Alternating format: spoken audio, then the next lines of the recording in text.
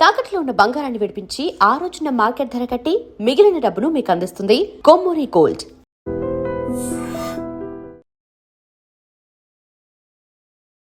నమస్తే. ముందుగా ప్రేక్షకులందరికీ శ్రీ పరాభవనామ సంవత్సర ఉగాది శుభాకాంక్షలు.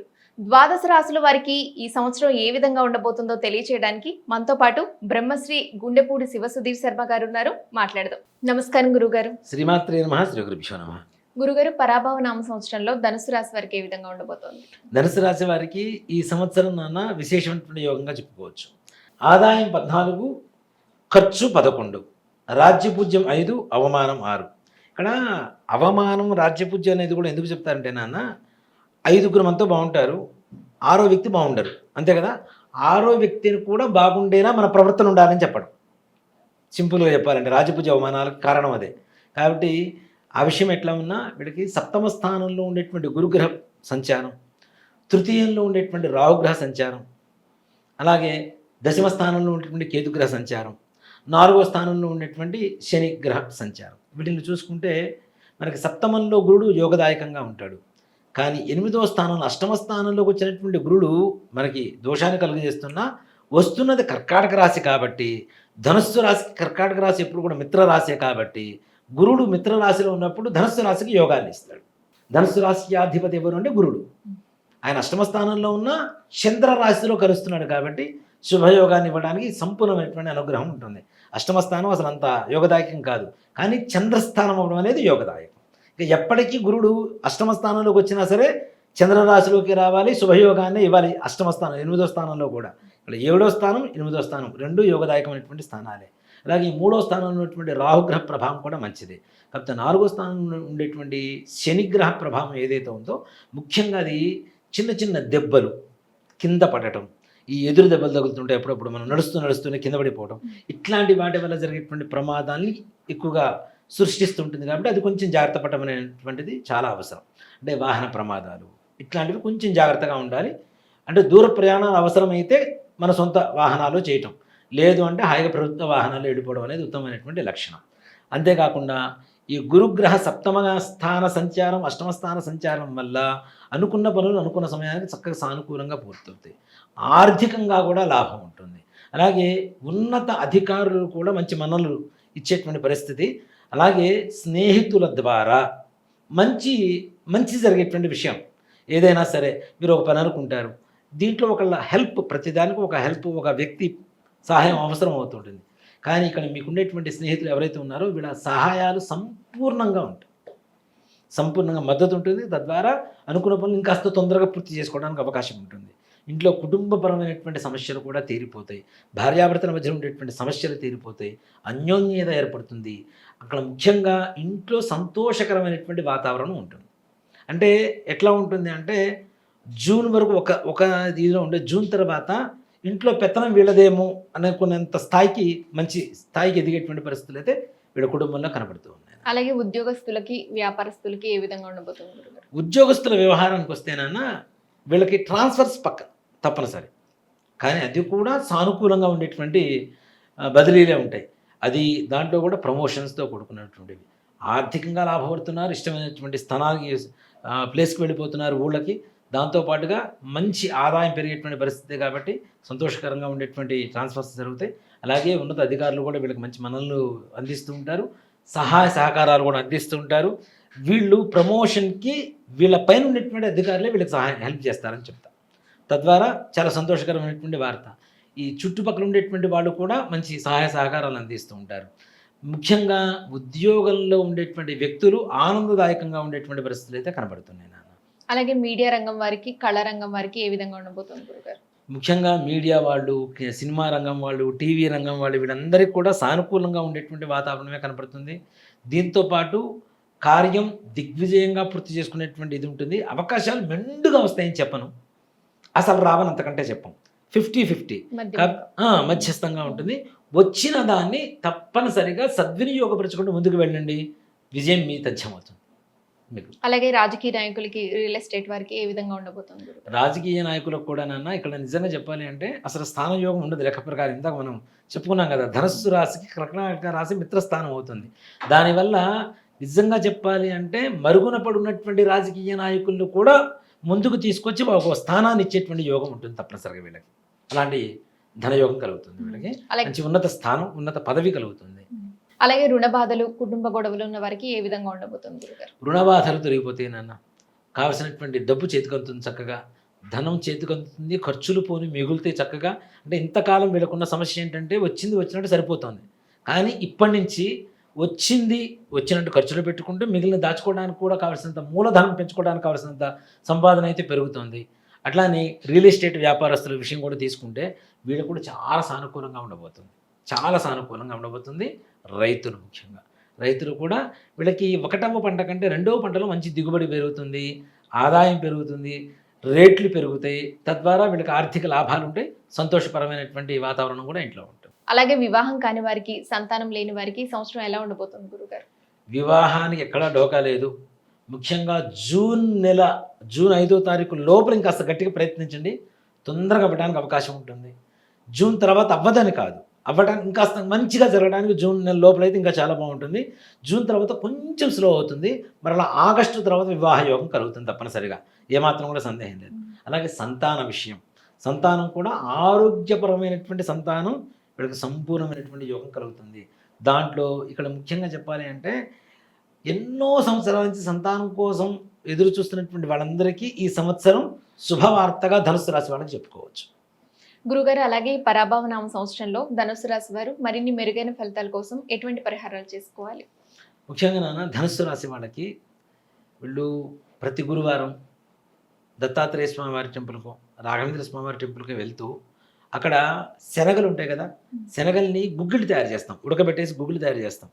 గుగ్గిళ్ళు చేసి అక్కడ బయట ఉండేటువంటి బీదనారాయణ ఉంటారు, ముష్టివారు ఉంటారు, వాళ్ళకి పంచిపెడుతూ దాంతోపాటు రూపాయి 2 రూపాయల కాయిన్స్ రూపంలో వాళ్ళకి ఇచ్చి కాళ్ళు కడుక్కొని అక్కడ ఉండేటువంటి ఆలయానికి వెళ్ళి ప్రదక్షిణాలు చేసుకుని నమస్కారం చేసుకుని వస్తే ఉండేటువంటి చిన్న చిన్న సమస్యలు ఏవైతే ఉంటాయో అవి కూడా అధిగమించేసి చక్కగా బంగారు భవిష్యత్తును పొందవచ్చు. గురుగారు, ద్వాదశ రాశుల్లో మొదటి రాశి మేషరాశి. మేషరాశి వారికి ఈ పరాభవ సంవత్సరం ఎలా ఉండబోతోంది? ముఖ్యంగా నాన్న, మనం నూతన సంవత్సరాది పంచాంగ శ్రవణం చేసే ముందు రాశి ఫలాలు, ఆదాయ వ్యయాలు, రాజ్యపూజ్య అవమానాలు ఎక్కువగా అందరూ తెలుసుకోవాలనేటువంటి ఒక కుతూహలంతో ఉంటుంటారు. దీంట్లో మొట్టమొదటిగా చెప్పాల్సిన మాట ఏంటంటే ఆదాయ వ్యయాలు ఇవి డబ్బుతో మాత్రమే కాదు, డబ్బుతో పోల్చుకోకూడదు. ఓ మాట చెప్పాలంటే మానసిక ప్రశాంతత, కుటుంబ వ్యవహారం, ఆరోగ్యం, పరువు ప్రతిష్ట, అలాగే ధనాదాయం, ఇవన్నీ కలుపుకుంటే ఆదాయ వ్యయాలు. కానీ కేవలం డబ్బుతో మాత్రమే పోల్చుకోవద్దు అనేది మాత్రం ముఖ్య గమనిక ఎవరికైనా సరే. అది తప్పు కూడా. నాకు 19 రూపాయలు వస్తాయి, 10 రూపాయలు ఖర్చు అయిపోతాయి, ఇలా కాదు. మొత్తం ఇవన్నీ కూడా మనిషి జీవితంలో అన్నీ కావాల్సినవే కదా.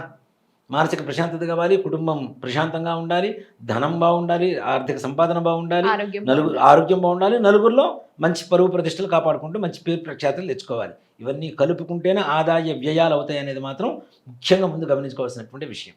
అలాగే మేషరాశి వారికి ఆదాయం 11, ఖర్చు 5, రాజ్యపూజ్యం 2, అవమానం 4. మనం ఉగాది సంవత్సరం ఏదైతే నూతన తెలుగు సంవత్సరాల దగ్గర నుంచి పంచాంగ శ్రవణం చేస్తూ ఉంటామో దీంట్లో 4 గ్రహాలు ప్రధానంగా ఉంటాయి నాన్న. ఒకటి శనీశ్వరుడు, ఒక స్థానంలో 2.5 సంవత్సరాల పాటు ఆయన ఒకే చోట ఉంటారు. అలాగే రెండవది రాహుకేతువులు, ఒక్కొక్క స్థానంలో 18 నెలలు ఉంటారు. వీళ్ళు యాంటీ క్లాక్ వైజ్లో మూవ్ అవుతూ ఉంటారు, అపసవ్యంలో మూవ్ అవుతూ ఉంటారు. అలాగే గురుగ్రహం, ఈయన కూడా ఒక స్థానంలో 1 సంవత్సరం పాటు ఉంటాడు.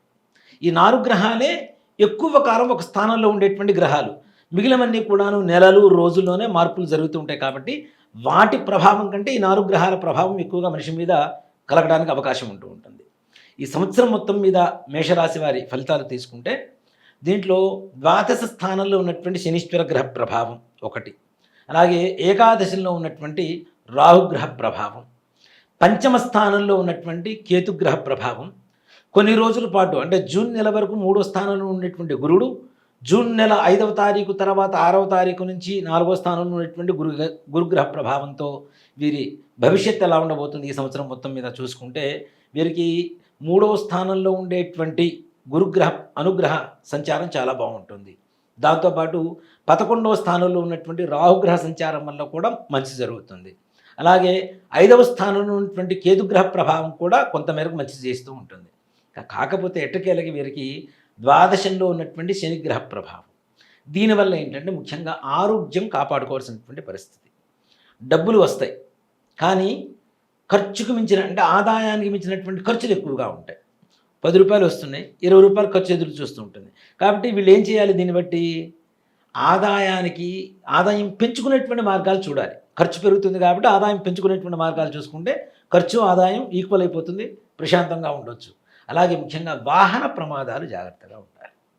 అలాగే అవమానాలు, అవసరం లేనటువంటి విషయాల్లో మనం తలదూరుస్తూ ఉంటే వాటి వల్ల లేనిపోని అవమానాలు, చులకనవ్వటం, పరువు పోవటం, నష్టం వాటిల్లటం పరువుకి, ఇట్లాంటివి జరిగేటువంటి పరిస్థితులు ఎక్కువ కనబడుతున్నాయి. కానీ ఏదేమైనా వీళ్ళు అనుకున్నటువంటి సమయానికి పనులు మాత్రం సకాలంలో పూర్తవుతూ ఉంటాయి. చాలా వరకు కూడాను కొంచెం తటపటాయిస్తున్న అటు ఇటుగా ఏదేమైనా సరే చక్కగా ముందుకు వెళ్తూ ఉంటాయి. కార్యక్రమాలు పూర్తి చేసుకున్నాం అనేటువంటి ఒక సంతృప్తికరమైనటువంటి జీవితాన్ని ఈ సంవత్సరం వీళ్ళు అనుభవిస్తారు. దాంట్లో ఏమాత్రం కూడా సంశయం లేదు. అయితే గురుగారు, వ్యాపారస్తులకి ఉద్యోగస్తులకి ఏ విధంగా ఉండబోతోంది? వ్యాపారస్తులకి వీళ్ళకి నిల్వ ఉంచుకున్నటువంటి ధనం ఏదైతే ధాన్యం ఉందో తద్వారా మంచి లాభాలు చేకూరుతున్నాయి. ముఖ్యంగా వెండి, బంగారం, ఇత్తడి, రాగి, కంచు, ఇనుము అంటే లోహాలకు సంబంధించినటువంటి వ్యాపారస్తులకి మంచి లాభం తెచ్చిపెట్టేటువంటి పరిస్థితులు ఉన్నాయి. అలాగే కిరాణా స్టోర్స్, మనకి పప్పు ధాన్యాలు, నూనెలు ఇట్లాంటివి ఏవైతే ఉంటాయో వీళ్ళకు కూడా విశేషమైనటువంటి ధనయోగం కలగబోతుంది. దీంతో పాటుగా మనకి ఎక్కువగా రసాయనిక పదార్థాలు ఉంటాయి, పెట్రోలు, పెయింట్స్, కిరోసిన్, ఇట్లాంటి వ్యాపారస్తులకు కూడా మరీ మిగిలిన వ్యాపారస్తులకు ఉన్నంత స్థాయి కాకపోయినా 100లో 90% మాత్రం వీళ్ళకి మంచి లాభాలు తెచ్చిపెట్టేటువంటి మార్గంలో ఉంటుంది. ఉద్యోగస్తుల విషయానికి వస్తే ట్రాన్స్ఫర్స్ జరగడానికి అవకాశం ఉంటుంది, బదిలీలు జరగడానికి అవకాశం ఉంటుంది. అది కూడాను ప్రమోషన్స్తో కూడుకున్నటువంటి ట్రాన్స్ఫర్స్ జరుగుతాయి వీళ్ళకి. దాంతోపాటుగా ముఖ్యంగా ఆరోగ్యము, తొందరపాటుతనం తగ్గించుకోవడము, అలాగే వాహన ప్రమాదాలు, వీటిల్లో మాత్రం చాలా జాగ్రత్త వహించాల్సినటువంటి పరిస్థితి ఉంటుంది. అలాగే రైతులకు ఏ విధంగా ఉండబోతుంది గురుగారు? ఇక్కడ రైతులు అంటే ఇంకోటి కూడా కలిసి చెప్పొచ్చు నాన్న, రియల్ ఎస్టేట్ వ్యాపారం. ఎందుకంటే 2 భూమికి సంబంధించినటువంటివే కాబట్టి రైతులకి పర్లేదు. 1వ పంట కంటే 2వ పంట, 2 పంటలు వేస్తుంటారు రైతులు ఎప్పుడూ కూడాను. ఈ 2వ పంట మంచి లాభాన్ని తెచ్చిపెడుతుంది. మొదటి పంటలో ఉండేటువంటి నష్టాన్ని కూడా అది భర్తీ చేసేటువంటి పరిస్థితిలో 2వ పంట ఉంటుంది. దానివల్ల బాగానే ఉంటుంది, దానికి ఏ ప్రాబ్లం లేదు. అలాగే రియల్ ఎస్టేట్ వ్యాపారస్తులు వీళ్ళు మాత్రం కొంచెం ఆచితూచి అడుగు వేయాల్సినటువంటి పరిస్థితి. దేనికంటే వీళ్ళు కొత్త వెంచర్లు, కొత్త ప్రాజెక్టులు స్టార్ట్ చేయటం, దాంట్లో కొంతవరకు ప్లాట్స్ అవి అమ్ముడుపోక ఇబ్బంది పడటం, తెచ్చినటువంటి పెట్టుబడి ఏదైతే బయట నుంచి తీసుకొచ్చి పెడుతుంటారో వాటికి వడ్డీలు అవి కట్టుకోవాల్సిన పరిస్థితి ఉంటుంది. కాబట్టి కొంచెం ఆచితూచి అడుగు వేయడం అనేటువంటిది మంచిది. అయితే కళారంగం వారికి ఏ విధంగా ఉండబోతుంది? సినీ పరిశ్రమ వాళ్ళలో, టీవీ పరిశ్రమ, కళారంగం అంటే కళాకారులు కావచ్చు, ఈ టెక్నీషియన్స్ ఉంటారు, సాంకేతిక నిపుణులు ఉంటారు, డైరెక్టర్సు, రైటర్సు, మ్యూజిక్ డైరెక్టర్స్, ఇట్లాంటి వాళ్ళకి వీళ్ళందరికీ చాలా బాగుండబోతుంది నాన్న, ఏమాత్రం కూడా సంశయం లేదు. కాకపోతే నిర్మాతలు మాత్రం చాలా జాగ్రత్తగా అడుగు వేయాలి ఆలోచించి. ఎక్కువ అంటే అనుకున్న దానికంటే ఎక్కువ పెట్టుబడులు పెట్టి నష్టపోయేటువంటి అవకాశం మేషరాశి వాళ్ళకి ఎక్కువ కనబడుతుంది. కాబట్టి పరాభవ సంవత్సరం కాస్త ప్రశాంతంగా కొంచెం దూరంగా ఉండడం అనేటువంటిది సూచించదగినటువంటి విషయం. గురుగారు, ఈ మేషరాశి వారు మరిన్ని అనుకూలమైన ఫలితాల కోసం ఏ విధమైన పరిహారాలు చేసుకోవాలి? ముఖ్యంగా నాన్న, ప్రతి శనివారం శివాలయానికి వెళ్ళి దర్శనం చేసుకోవటం, నవగ్రహాలకి ప్రదక్షిణాలు చేయటం, శనీశ్వరుడికి ప్రతి శనివారం తైలాభిషేకం, నువ్వుల నూనెతో అభిషేకం చేయిస్తే వీళ్ళకు ఉండేటువంటి చిన్న సమస్యలు కూడా తొలగిపోయి అన్ని కార్యాలు దిగ్విజయంగా పూర్తి చేసుకుంటారు. ధన్యవాదాలు గురుగారు. శ్రీమాత్రే నమః. శ్రీ గురుభ్యో నమః. తవ్వండి, తవ్వుతూనే శివలింగం. జీవా సరే, దాన్ని అట్లా కప్పేసేయండి, చూపించదండి. Krishna is there. మూర్తి పూజ కాదు, సాక్షాత్ బ్రజేంద్ర నందన భగవాన్ ఉన్నారు మూర్తిలో. ఏమీ ఆశించకుండా ఆరాధించే వాళ్ళు కూడా ఉన్నారా ప్రభుజీ? నిజమైన భక్తి అంటే మనకు తెలియదు కాబట్టి